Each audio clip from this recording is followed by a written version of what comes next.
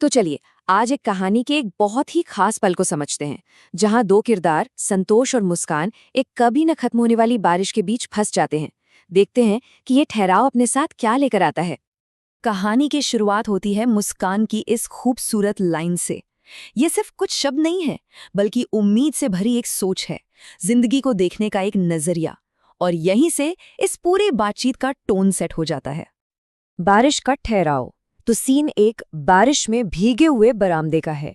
मुस्कान की इतनी गहरी बात का जवाब संतोष बस एक मुस्कुराहट से देते हैं, पर ये कोई आम मुस्कान नहीं थी। कहानी में लिखा है कि उनकी मुस्कान में नमी थी। अब ये शब्द यहाँ बहुत कुछ कहता है। उनकी मुस्कान में खुशी तो है, पर साथ ही एक नमी भी है, शायद आंखों में, या शायद मन में दबे हुए किसी दुख की। ये उम्मीद और उदासी का एक बहुत ही अजीब सा मिला जुला भाव है। बातों बातों में संतोष की नज़र घड़ी पर पड़ती है। दोपहर के 12 बज चुके हैं। उन्हें इस बात पर हैरानी होती है, क्योंकि उन्हें तो ऐसा लग रहा था जैसे अभी अभी तो सुबह हुई हो। ये एक इशारा है कि वो लम्हा असल दुनिया से मानो कट सा गया है, समय जैसे रुक गया है। और तभी कहानी में एक टर्निंग पॉइंट आता है। मौसम की खबर आती है कि ये बारिश ये इतनी आसानी से नहीं रुकने वाली। तो जो ठहराव कुछ पलों का लग रहा था, अब वो एक लंबा इंतजार बनने वाला है। 2-3 दिन, ये सिर्फ वक्त नहीं है। सोचिए, ये 2-3 दिन उनके बीच की खामोशी को और कितना गहरा कर देंगे। अब उन्हें इस ठहराव में एक दूसरे के साथ और ज्यादा वक्त गुजारना होगा। दो नजरिए। अब इस लंबे ठहराव पर दोनों का रिएक्शन बिल्कुल अलग अलग है। एक तरफ है बेचैनी, तो दूसरी तरफ है एकदम शांत स्वीकृति। दोनों के बीच का ये फर्क एकदम साफ दिखता है। एक तरफ संतोष हैं जो बेचैनी में अपने हाथ मल रहे हैं, जिन्हें स्कूल बंद होने की चिंता है, क्योंकि उन्हें हमेशा कुछ न कुछ करते रहने की आदत है। और दूसरी तरफ है मुस्कान, जिनकी नजरें स्थिर हैं और आंखों में घबराहट का कोई निशान तक नहीं है। भागने की जरूरत। और इसी बेचैनी और शांति के टकराव के बीच एक ऐसा सवाल उठता है जो सब कुछ थाम देता है, मानो वक्त को ही रोक देता है। मुस्कान पूछती हैं, क्या हमेशा भागना ही जरूरी है?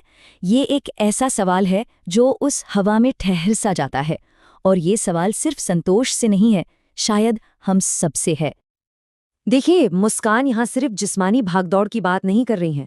वो बात कर रही हैं उस अंदरूनी बेचैनी की, जो हमें हर पल कुछ न कुछ करने पर मजबूर करती है। वो ठहराव का मतलब समझा रही हैं, सिर्फ रुकना नहीं, बल्कि उस रुके हुए पल में जीना, उसे महसूस करना। इस सवाल का जवाब संतोष शब्दों से नहीं, बल्कि अपने एक एक्शन से देते हैं। वो अपनी कॉपी बंद कर देते हैं। और सबसे दिलचस्प बात यह है कि उनका पेन तो न जाने कब से लिखना बंद कर चुका था। ये दिखाता है कि उनका मन शायद इस ठहराव को पहले ही स्वीकार करने लगा था। ठहराव का अर्थ तो यहाँ से कहानी का जो तनाव है, वो एक शांति सी समझ में बदलने लगता है। अब दोनों किरदार उस रुके हुए पल में कुछ खोजने की कोशिश करते हैं। जरा उस माहौल को महसूस कीजिए। हवा का एक ठंडा झोंका आता है, चाय की खुशबू हवा में घुल जाती है, और दो लोग एक दूसरे की आंखों में देखते हुए उस खामोशी का, उस ठहराव का मतलब ढूंढने लगते हैं। ये एक बेहद गहरा और साझा लम्हा है। और कहानीकार इस पूरे सीन को इस एक लाइन में समेट देते हैं। उस क्षण समय रुका हुआ था।